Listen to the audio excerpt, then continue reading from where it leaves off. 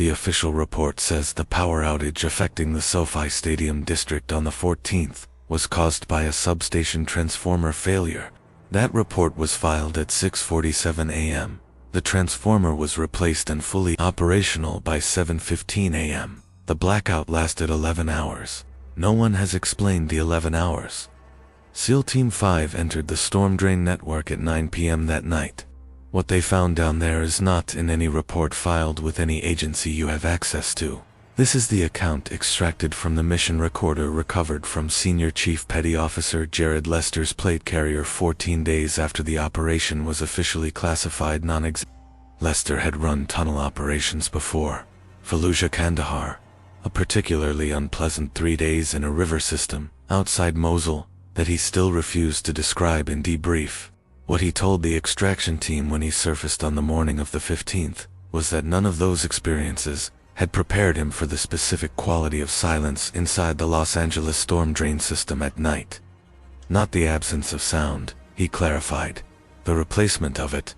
The tunnels had their own acoustic texture, water moving through concrete at low pressure, the deep structural resonance of the city above, mechanical hum from electrical conduit running parallel to the main drain arteries. All of that was present and correct. What was missing was every other sound. No rats, no pigeons, not even insects.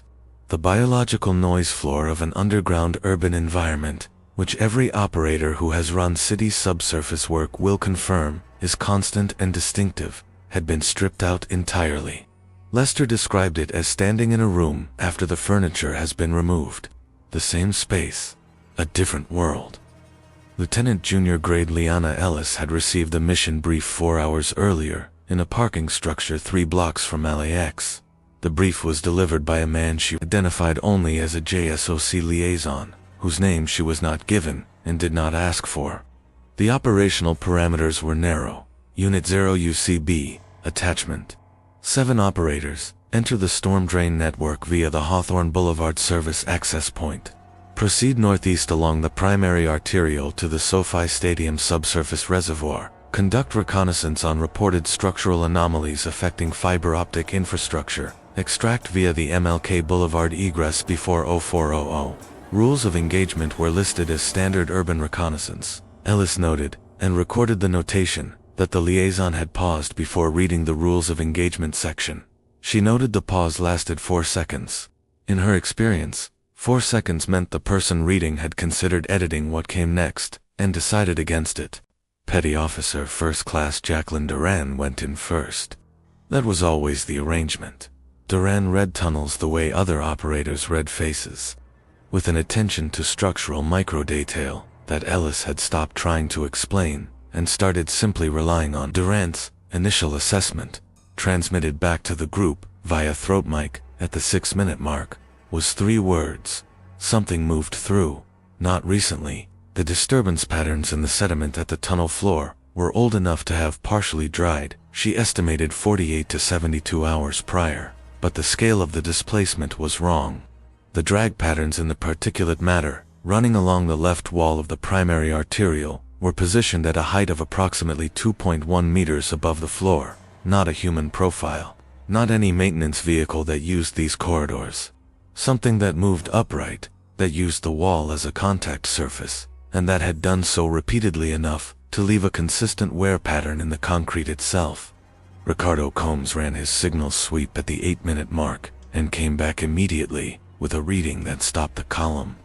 The fiber optic infrastructure running parallel to the primary arterial, the same cable system whose severing had triggered the initial maintenance reports, showed 17 distinct cut points in the section. Between the service access and the first junction. Combs had been briefed that these cuts were the anomaly. What his sweep revealed was that the cuts were not random. He overlaid the cut positions on his forearm display and ran a spatial analysis in 11 seconds.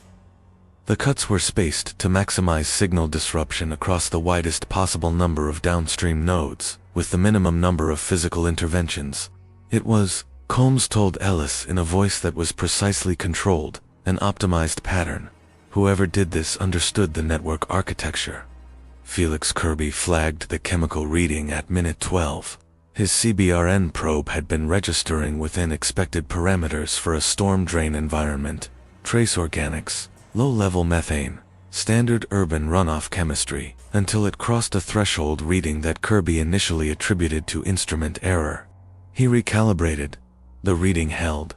The specific compound registering at elevated levels was a bacterial-produced bioluminescent precursor, a class of organic phosphorescent compound generated as a metabolic byproduct by certain deep marine bacteria, known to produce cold blue spectrum light as a communication mechanism. Kirby had studied the compound in his CBRN certification program as a purely aquatic phenomenon. He had never encountered it in a terrestrial context. He told Ellis quietly that whatever was producing this compound in the tunnel system was doing so at a volume that suggested either a very large number of organisms or a single organism with an unusually high metabolic production rate. Or, he added, both. Nora. Alexander had been running the team's rear security in total silence for the first 20 minutes. When she stopped and held up a fist, the column froze. Alexander did not speak. She turned slowly to face the direction she had been covering the entrance tunnel, now 200 meters behind them.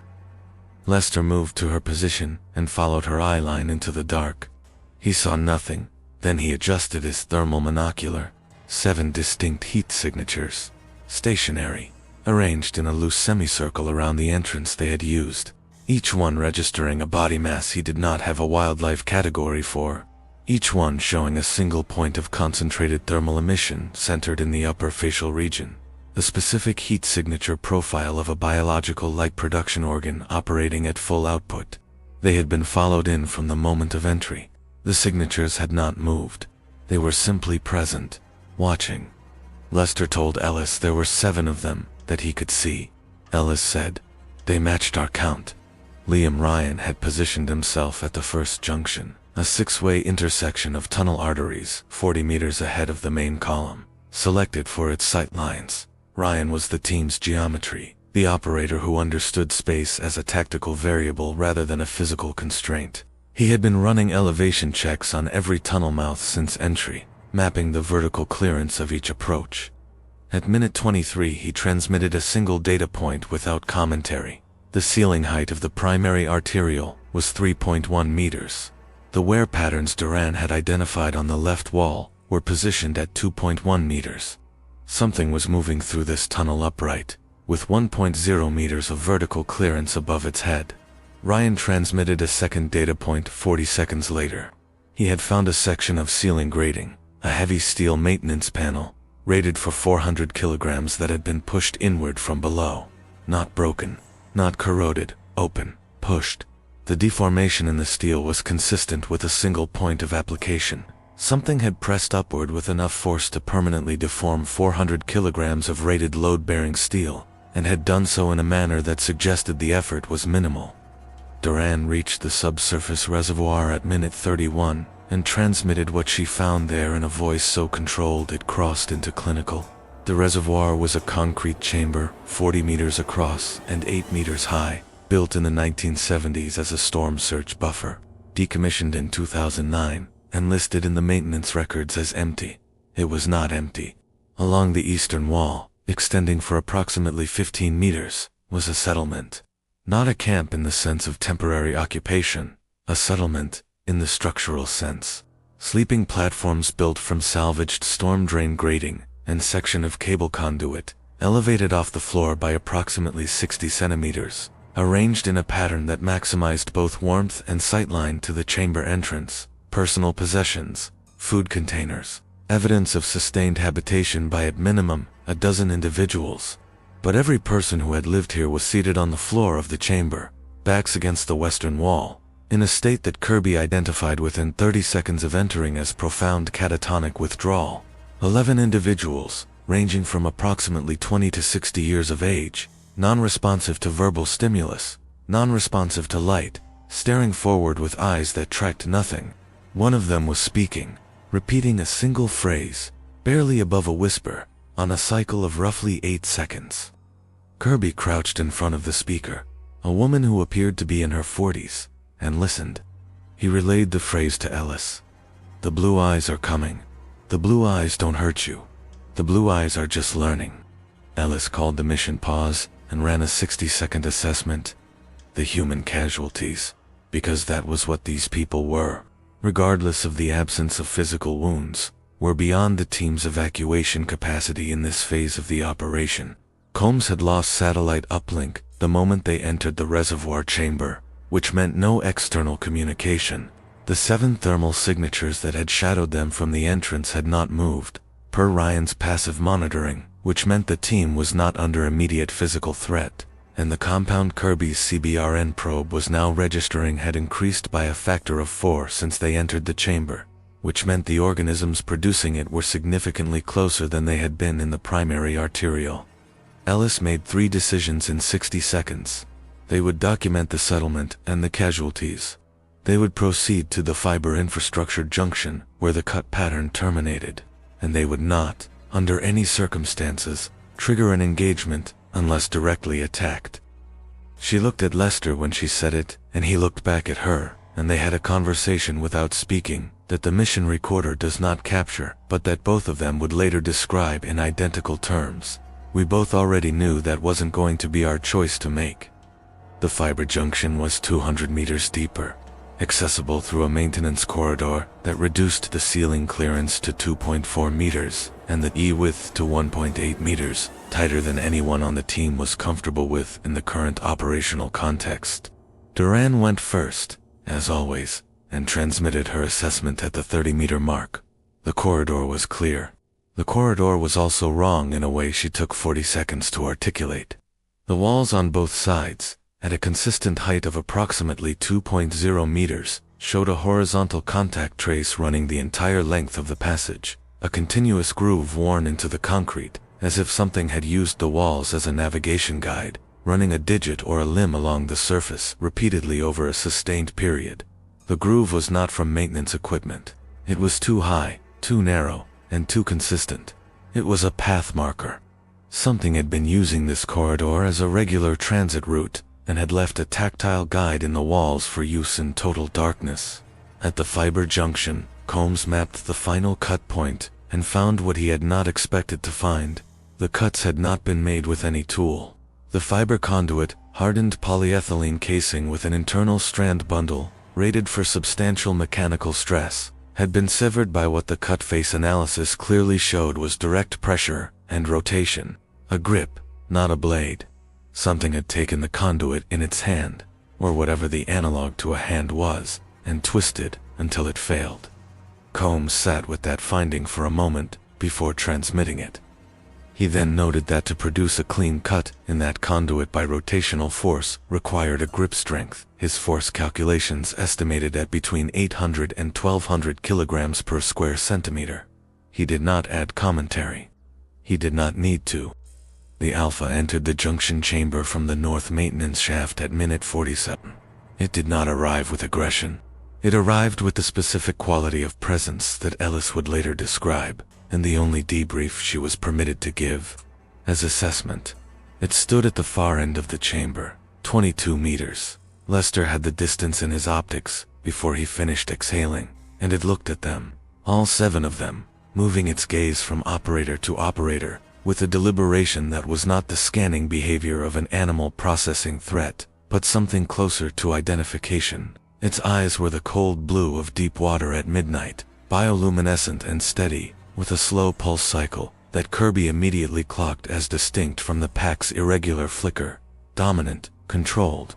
The Alpha was 4 meters of tar-black anatomy that absorbed the team's tacklights without returning them, its forelimbs hanging at its sides, with the relaxed gravity of something that has never needed to perform readiness, because nothing it has encountered has required it to hurry. The CBRN probe screamed. Kirby silenced it. Ellis told the team, on a frequency she had not used until that moment, weapons down. Everyone weapons down. Right now. Lester made a choice in that moment that he would spend the rest of his career being unable to fully explain. He lowered his weapon, not because Ellis told him to. He had lowered it before the order finished transmitting. He lowered it because the Alpha was looking at him specifically, and the quality of that attention communicated something he was not equipped to linguistically process, but that registered in the part of the human nervous system that predates language, predates cognition, predates every system humans have developed to make sense of the world. It communicated, "I know exactly what you are. I am deciding what to do about that. You will wait." The pack came in from every other entrance simultaneously, not rushing, filing, taking positions along the walls and the ceiling. 3 of them anchored to the concrete overhead, with their climbing grip forelimbs inverted, their blue eyes forming a constellation above the team's heads. 18 individuals, by Lester's count, arranged with a spatial logic that Combs, running his threat geometry automatically, identified as a perfect encirclement with no blind angles and no viable exit vectors. It was not a hunting formation.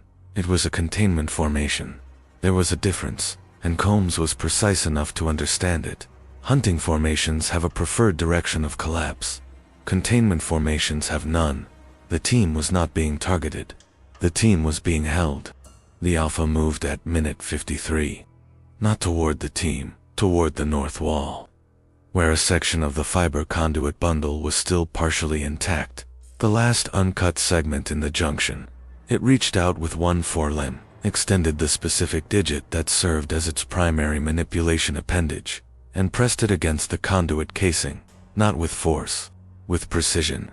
It traced the cable housing for approximately 40 centimeters, paused, then looked directly at Combs. Combs said nothing for 6 seconds. Then he said, to no one and everyone simultaneously, "It's showing me which one." Ellis asked him what that meant.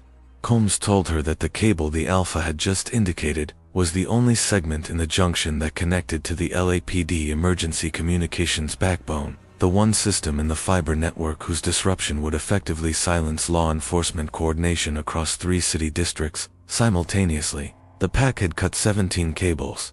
They had left one intact.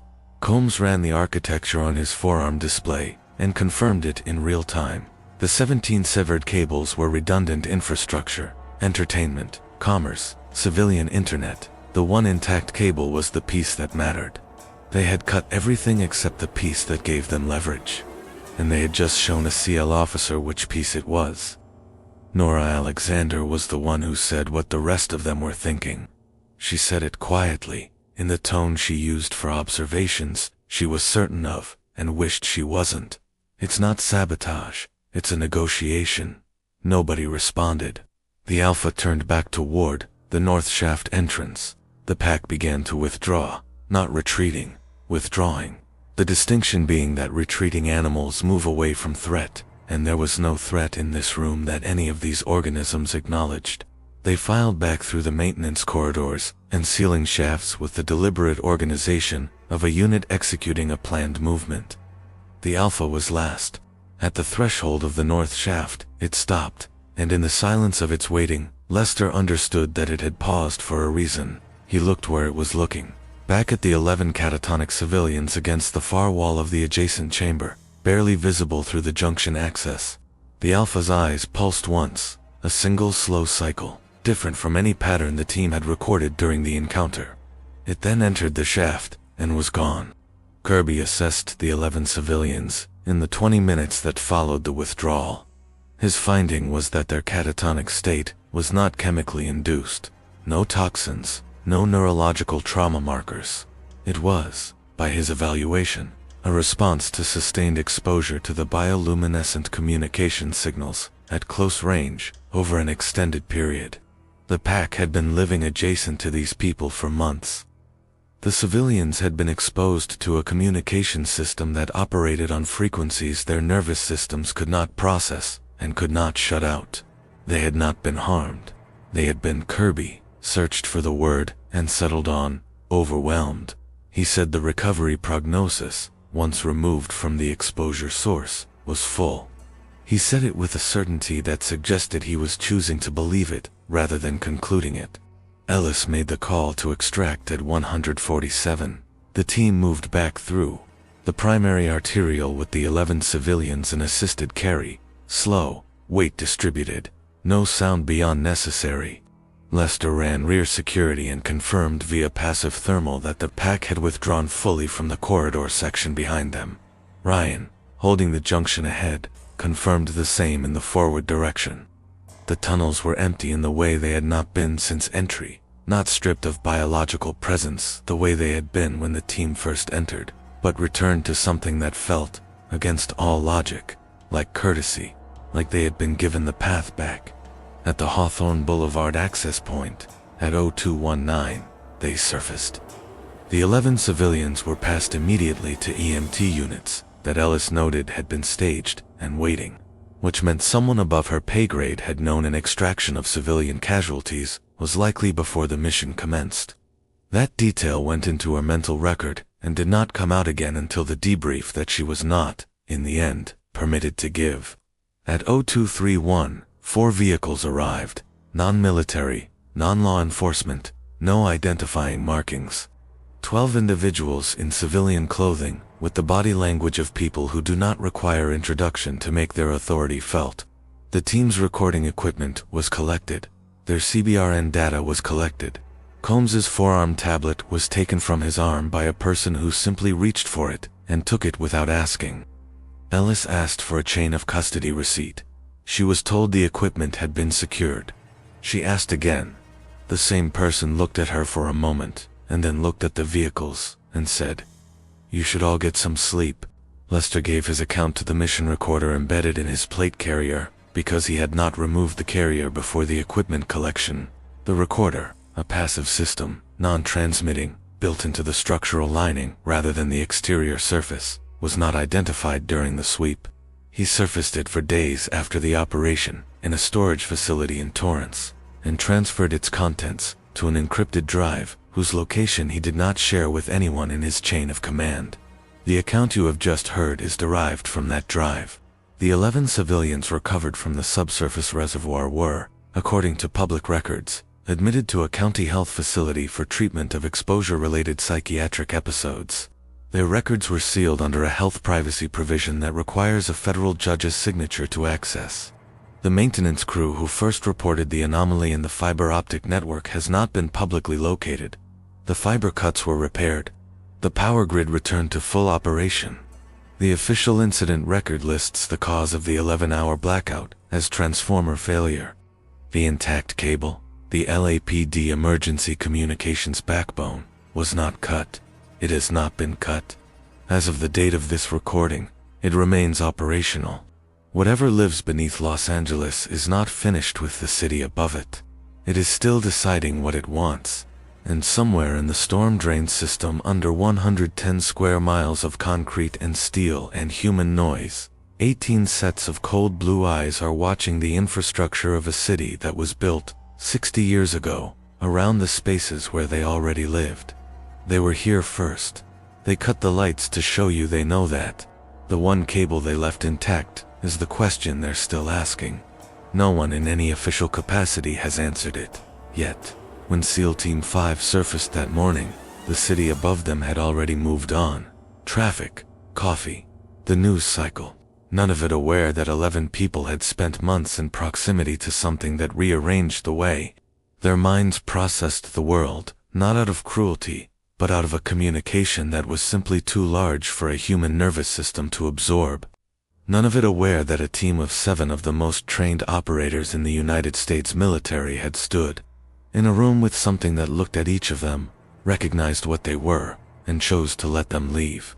The question that Nora Alexander raised in that junction, is it sabotage or is it a negotiation, has not been answered by anyone with access to the full picture.